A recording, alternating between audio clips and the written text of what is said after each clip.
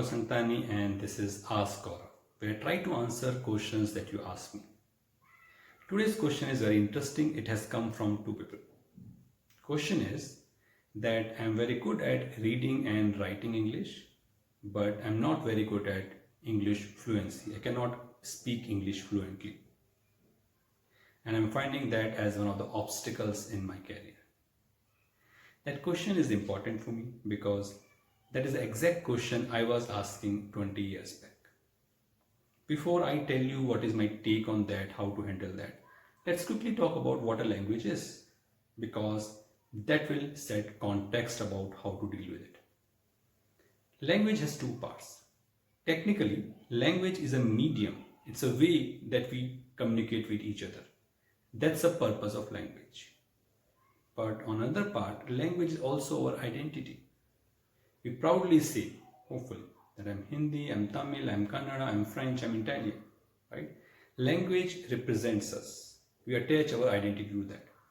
And there's nothing wrong about that.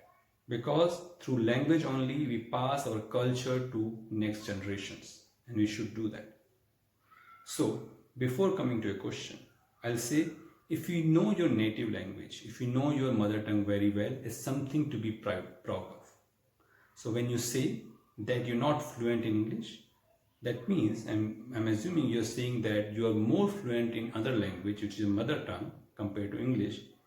There's nothing wrong about it. Don't lose confidence on that. That is something to be proud of. Now let's come to technical part of it. Language is a medium to communicate with others. And when we're talking about technicals, let's think it's just as a tool. Nothing to be proud of, nothing to be ashamed of. Right? And English is a good tool because a lot of people use English, a lot of people understand English. English is a language of business. Right or wrong, we'll not go into that, but that's a reality. Right? So if you want to communicate your thoughts effectively, if you want to connect with others, you need to know reasonable English.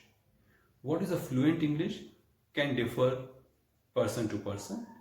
As long as you're able to communicate your thought clearly, concisely, structured way, as long as the person who is listening can understand what you're trying to say, it's enough for you. You don't need to be more fluent in that. I'm not perfect in English yet, but I'm fine with that. When I started my career, my English was horrible. Still not best, but still manageable. I'm fine with that. Because it's not my native language, so I'm okay as long as I can manage my work. So I'll suggest you a few things which worked for me. First of all, stop thinking that not having fluency in English is an obstacle, because that mindset is actually stopping you from learning English. I'll tell you how. That's what I did. I stopped thinking like that. Second thing, once you stop thinking that's an obstacle, you'll start speaking without bothering whether you're speaking right or wrong. I'm not saying don't be thoughtful, but don't stop because you think your English is not good. Keep speaking as you speak.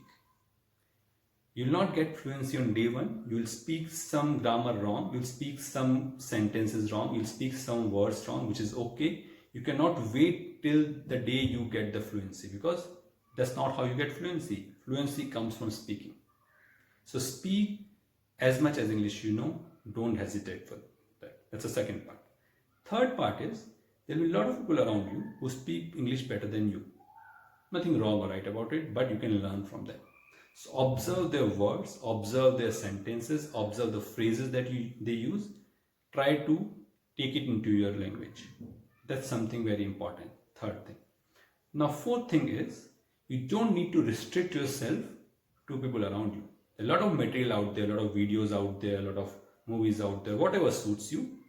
Listen to those, watch those. But don't watch just for watching. Observe the language, observe the structure there, and it will come with time.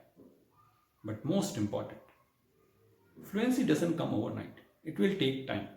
But till that time, you need to be patient. You need to use the language as much as you know. But slowly your knowledge and fluency will go up. But will you be as perfect as someone who's been speaking English from childhood? No, and nothing wrong about it. You should not spend a lot of time on that, a lot of energy on that. As long as you get workable English, I think you should be proud of. Hope that helps you and it works for you.